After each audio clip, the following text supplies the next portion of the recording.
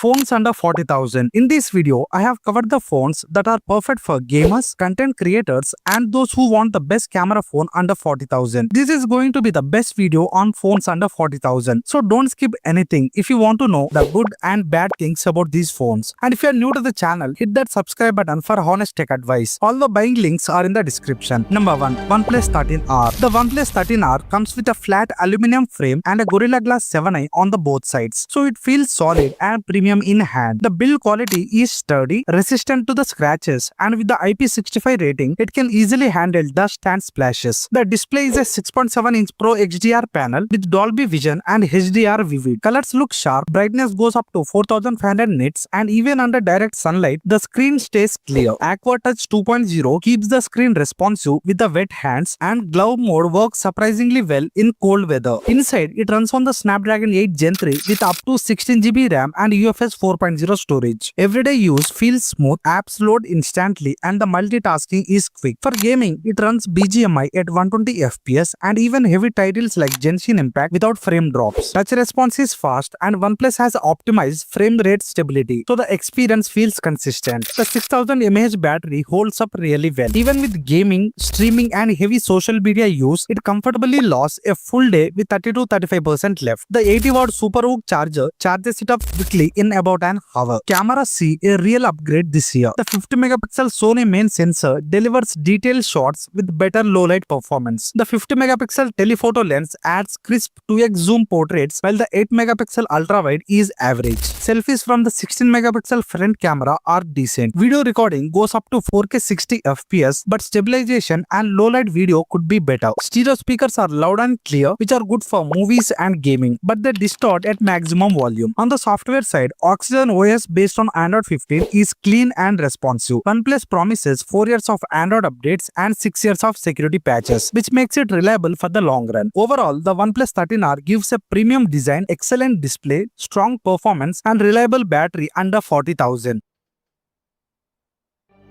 Number 2. Realme GT7. The Realme GT7 comes with Gorilla Glass 7i on the front and an IP69 rating, which makes it more durable against dust and water than most in this price segment. The display is a 6.78-inch 1.5K LTPO AMOLED panel. It supports 10-bit color, Dolby Vision, and can scale refresh rate from 1Hz to 120Hz depending on the content. The panel is smooth and efficient, which is great for both media and gaming. Realme claims 6000 nits peak brightness, but in reality, you get around 1600 to 1800 nits of brightness, which is still bright enough for the outdoors. Gamers will like the 360Hz touch sampling rate for faster response. Performance is powered by the MediaTek's Dimensity 9400E, paired with up to 16GB of LPDDR5X RAM and 512GB UFS 4.0 storage. For gaming, BGMI runs at stable 120 FPS, while Genshin Impact holds 60 FPS without noticeable frame drops. The iSense cooling chambers helps manage the heat, and the frame stability is excellent compared to the many Snapdragon rivals. However, during the long gaming sessions, the phone can heat up excessively to the point where scrolling the screen feels laggy. Gaming features like GT mode, game focus mode, and AI game coach can add extra tool for competitive players. The Realme GT7 packs a huge 7000 mAh battery, one of the strongest in its class. Even with heavy gaming and streaming, it can easily deliver 8 to 10 hours of screen on time. Charging is handled by the 120-watt fast charging. On cameras, Realme has made some compromises. The main sensor is a 50-megapixel Sony sensor, which is smaller than what we saw on the GT6. It delivers sharp and vibrant shots with good detail, but the dynamic range sometimes struggles with the highlights and shadows. The 50-megapixel telephoto camera does well with the 2x zoom portraits in daylight, though it lacks OIS and the low-light results are not that great. The 8-megapixel ultra-wide is serviceable in good light, but falls apart in the darker conditions. The 32-megapixel selfie camera captures clean results with the dual focal lens, but also suffers in the low light. Video recording goes up to 8K 30 FPS and 4K 120 FPS, but the stabilization and the low-light video are weak points. Stereo speakers are loud and clear, which are good for movies and gaming. Mic quality is decent for the calls. On the software, the phone runs Android 15 with Realme UI 6.0. Realme promises 4 years of Android updates and 6 years of security patches. If you're a gamer who is looking for a solid performer under 40,000, the Realme GT7 certainly makes a strong case.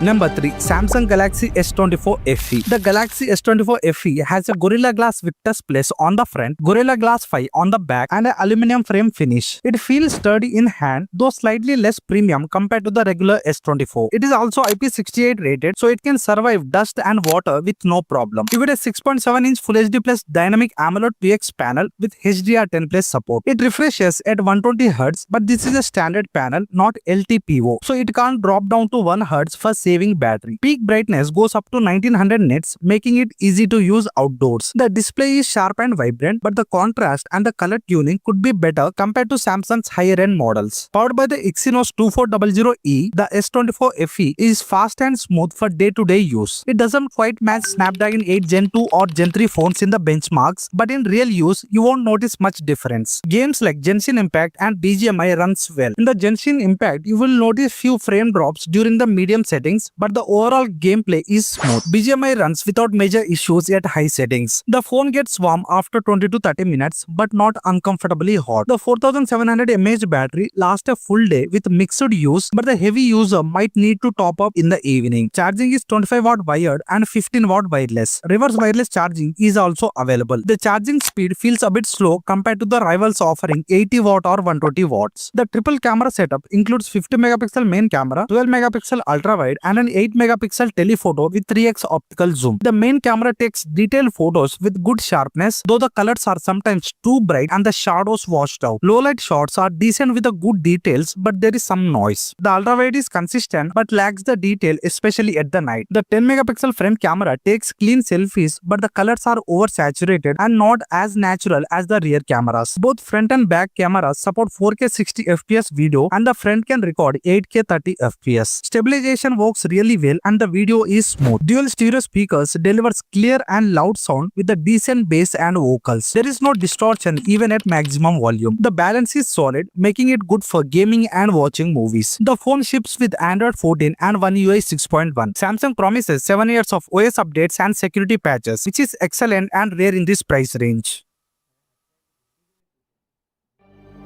Number 4. Vivo T4 Ultra. The Vivo T4 Ultra comes with a premium curved design and a slim frame that feels comfortable in hand. It is rated IP64 for dust and water resistance, which is slightly weaker compared to the Vivo T3 Ultra's IP68 rating. It features a large 6.78-inch 1.5K curved AMOLED display with HDR10 Plus and up to 5000 nits peak brightness for HDR content. The T4 Ultra is the first phone powered by the MediaTek Dimensity 9300 Plus, an upgraded version of the Dimensity 9300. With up to 12GB LPDDR5 RAM and 512GB UFS 3.1 storage, performance is top-notch. Apps load instantly, multitasking is fluid, and gaming is smooth with no noticeable frame drops. The advanced vapor cooling chamber keeps the phone cool, though the phone can still heat up during heavy use. Gamers will appreciate that BGMI runs at 120 FPS and even demanding titles like Genshin Impact plays without lag. Touch response is quick and consistent, making it a reliable device for extended gaming sessions. With a 5500 mAh battery, the phone easily lasts a full day of heavy use, including gaming, streaming, and social media. It supports 90W fast charging. The Vivo T4 Ultra shines in its camera department. The 50 megapixel Sony main sensor with OIS delivers sharp, detailed images in both day and low light. The 8 megapixel ultra wide camera is decent but not outstanding. The 50 megapixel periscope telephoto lens supports 3x optical zoom and up to 100x digital zoom. The quality is excellent up to 20x, making it useful for portraits and distant shots. The 32 megapixel front camera produces clear selfies, though the results depend on the lighting. The video recording supports 4K at 60 FPS from the both front and rear cameras. The phone runs Android 15 with FunTouch OS 15. Vivo promises 3 years of OS updates and 4 years of security patches.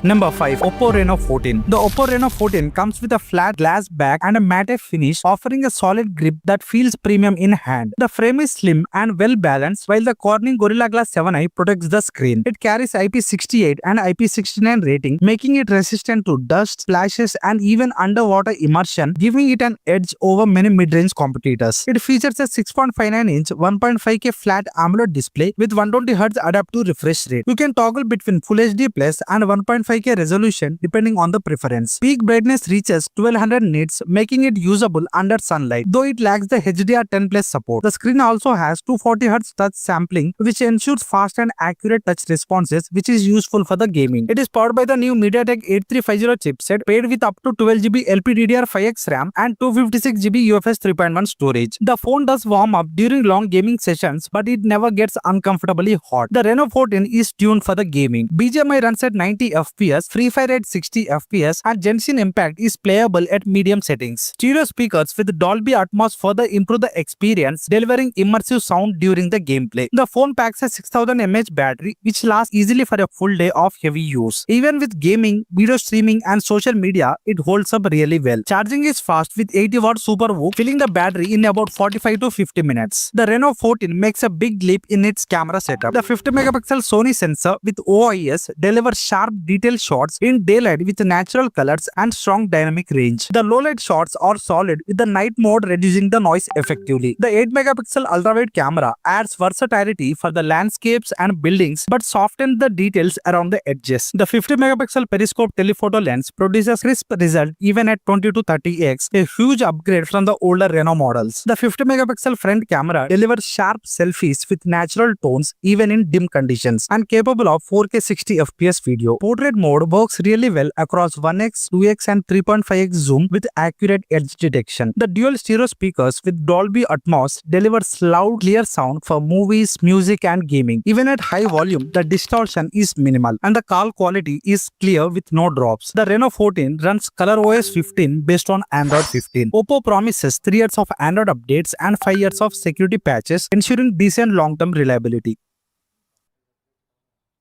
So which one should you pick under 40,000? If you are a gamer, go for the Realme GT7. If you want a solid all-rounder, the OnePlus 13R won't disappoint you. And if you are more into camera and content creation, the Samsung Galaxy S24 FE, Vivo T4 Ultra and my personal favorite Oppo Reno 14 are the best choices. Now it is your turn. Which one would you pick under 40,000? Drop your choice in the comments and don't forget to like and subscribe for more honest tech videos.